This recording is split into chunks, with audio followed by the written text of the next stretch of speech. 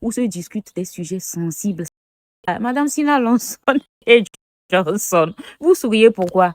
Bonsoir à tous, c'est Solim encore. Hier, pendant le direct du journaliste Ferdinand Haïté, j'ai compris une chose, que moi seul, je peux gérer le Togo. Franchement, et avec mes potes autres, on ferait un travail impossible. Pire même, on peut gérer le Togo à distance et produire de meilleurs résultats que Foreso Zinania Singbe et sa minorité pilleuse démoniaco-satanique. On serait même très excellent. Et je parle aussi pour chacun d'entre vous qui suit cette vidéo-là, parce que je sais que vous pouvez gouverner le Togo. Même sans diplôme, vous pouvez. La preuve, c'est que ceux qui nous gouvernent, on ne sait pas comment ils ont obtenu leur titre de docteur et autres. Non, mais c'est grave. C'est grave comme pour Essozina Nyasimbe, le PCM, président du Conseil des ministres au Togo, est complexé, quoi. Le plus complexé du monde. Il faut dire les choses honnêtement. Ce qui s'est passé la semaine dernière, là, ce n'est pas anodin. Ce n'est pas une simple invitation. C'est un symbole, et un symbole très grave. Le régime de Faure Gnassingbé a fait le choix d'inviter Dominique Strauss-Kahn à participer à une réunion ministérielle au cœur même des discussions économiques et financières du pays, du Togo. Une réunion ministérielle, pas un colloque, pas une conférence, une réunion où se discutent des sujets sensibles, stratégiques, souverains. Complexé qu'il soit, il a placé l'intrus à sa droite. On a repoussé Sandra Johnson. Et la question qui se pose, c'est sur quelle base, avec quelle légitimité? Parce qu'il y a un problème de crédibilité internationale. Dominique Strauss-Kahn n'est plus une figure politique active. Sa carrière s'est arrêtée brutalement après un des scandales judiciaires très importants. Là, il est impliqué dans plusieurs affaires judiciaires et scandales, dont l'affaire du Sofitel en 2011, qui ont entraîné la fin de sa carrière politique et la perte presque totale de sa crédibilité politique. Les médias français l'ont lâché. Les personnalités évitent de s'afficher avec lui. Et c'est lui-là que votre PCM vient placer au cœur de la réunion ministérielle. Et depuis là, sachez que Dominique Strauss-Kahn, il exerce comme consultant privé. Cela signifie qu'il n'agit plus au nom d'une institution ni d'un mandat public.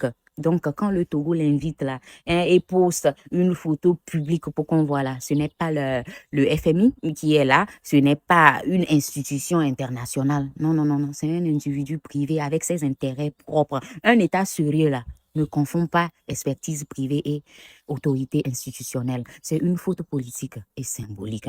Inviter une personne controversée à s'asseoir au cœur de l'État, c'est envoyer un message assez désastreux au peuple et aux partenaires internationaux, aux opérateurs économiques et aux investisseurs. Ça revient à dire, peu importe la réputation, peu importe l'image, peu importe l'éthique de la personne là, nous, on travaille avec. D'ailleurs, même là, ce n'est pas du travail. Ils vendent notre pays publiquement comme ça et le postent. Et ça, pour un pays, c'est très dangereux. C'est une atteinte à la souveraineté. Pour un Togo dont Robert Doucet et Faure Gnassingbé crient la souveraineté, ce n'est vraiment...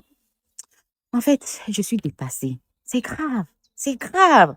Et ce que vous voyez aujourd'hui là, ce n'est pas nouveau. Rappelez-vous, quand des images similaires sont sorties là, dans les années 2010 avec Vincent Bolloré, aux côtés du pouvoir togolais, qu'est-ce qu'on a vu après? Que chacun réponde. Qu'est-ce qu'on a vu après et qu'est-ce qu'on vit aujourd'hui? La gestion du port stratégique du pays confiée au groupe Bolloré. Fort Essouzina Gnassingbé a vendu notre port à Bolloré. Des intérêts privés étrangers au cœur même d'un secteur vital. Et aujourd'hui, le Togo en subit toujours les conséquences de ce deal-là. Et ce n'est pas une opinion, c'est un précédent. Aujourd'hui, ce même Vincent Bolloré est poursuivi dans des affaires liées à la corruption en Afrique, notamment des liens directs de ces contrats portuaires-là au Togo. Vous savez que la justice française s'est déjà saisie de ce dossier Bolloré et il sera jugé en décembre prochain. Donc, ma question à vous, les Togolais, c'est combien de temps ou combien de leçons faudra-t-il avant même que vous ne compreniez? Hier, des photos, une proximité affichée, des décisions stratégiques derrière. Aujourd'hui, encore des photos, encore un acteur extérieur, encore des discussions sensibles. Et demain, qu'est-ce qui va se passer? Encore des décisions prises dans l'ombre, encore des ressources nationales engagées sans transparence. Au Togo, des photos ne sont jamais innocentes. Elles annoncent souvent des contrats de demain. Hier, on a souri devant les caméras. Aujourd'hui, les Togolais payent la facture. Quand les intérêts privés entrent dans les réunions d'État, là, ce n'est jamais pour faire de la figuration. Non, l'histoire nous a déjà montré le prix de ces relations-là. Pourquoi recommencer? Ce qui se passe aujourd'hui, là, c'est Grave, c'est très grave, parce que ce n'est pas isolé, parce que ce n'est pas un hasard, parce que ce n'est pas la première fois. C'est un schéma qu'on a remarqué. Et ce schéma met en danger la souveraineté du Togo, ses ressources et l'avenir de son peuple, l'avenir de tout un chacun d'entre nous, tout comme aujourd'hui nous sommes affectés par cette décision avec Bolloré. Gouverner, ce n'est pas exposer le pays. Gouverner, ce n'est pas répéter les mêmes erreurs du passé. Gouverner, c'est protéger. Et aujourd'hui, clairement, ce n'est pas ce que nous voyons au Togo. Non, une réunion ministérielle n'est pas un espace ouvert. Hein, vous avez entendu Ferdinand Haïté le dire hier. C'est un lieu où on partage des informations très sensibles, où on définit des orientations stratégiques pour l'avenir, où on engage l'avenir de tout un pays. Pourquoi un consultant privé étranger est présent à cette table? Qui l'a mandaté? Bien sûr, Fort Esozimna Nyasingbe, qu'on connaît. Dans quel cadre juridique? Avec quelle garantie? Sinon, appelons les choses par leur nom. C'est une intrusion dans la gestion interne de l'État. Comment on réunit des ministres pour discuter des affaires sensibles d'un pays devant un étranger? C'est une vraie humiliation des compétences togolaises, de tous ces ministres aussi, hein, souriant sur la photo là. Madame Sina Lonson et Johnson, vous souriez pourquoi? Vous êtes fiers d'être assise à cette table-là avec votre fort Isozimna Nyasingbe complexé là. Vous êtes fiers?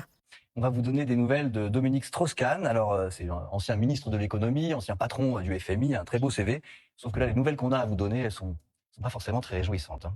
Oui, parce que ces nouvelles activités, elles posent question. Dominique Strauss-Kahn, il a ressurgi la semaine dernière sur le compte X de Faure Gnassingbé. Donc, c'est le président du Conseil du Togo. Vous le voyez, Dominique Strauss-Kahn, il siège à ses côtés lors d'un séminaire gouvernemental. Alors, qu'est-ce qu'il fait là? En fait, depuis 2016, il est conseiller économique auprès du gouvernement togolais, un petit peu comme un consultant.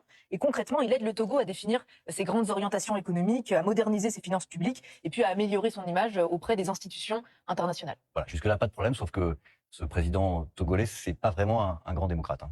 Non, pas vraiment, même si, a priori, les apparences, elles sont plutôt respectables, hein. Il est médiateur dans plusieurs conflits régionaux. Il a co-présidé une conférence internationale sur la paix et la prospérité dans la région des Grands Lacs. Donc, à première vue, il présente pas si mal.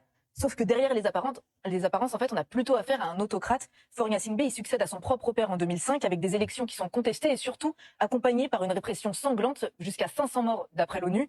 Et c'est pas tout, au bout de 20 ans de règne en 2024, il change la constitution et il s'arroge tous les pouvoirs en tant que président du Conseil, sans aucune limitation de mandat, pour pouvoir rester indéfiniment au pouvoir. Donc, ça interroge quand même un peu de voir un ancien ministre français conseiller ce genre de dirigeant. Ouais, surtout que c'est pas la première fois et c'est pas uniquement au Togo, hein. Non, c'est pas uniquement au Togo, il conseille plusieurs autres dirigeants africains.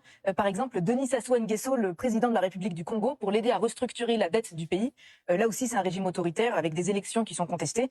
Pour vous donner une idée, Denis Sassou Nguesso, il cumule près de 40 ans au pouvoir. Autre exemple, DSK, il a aussi été conseiller économique du gouvernement Chaïd en Tunisie, entre autres, et globalement, toute cette activité, elle est plutôt rentable pour Dominique Strauss-Kahn. En 5 ans, entre 2013 et 2018,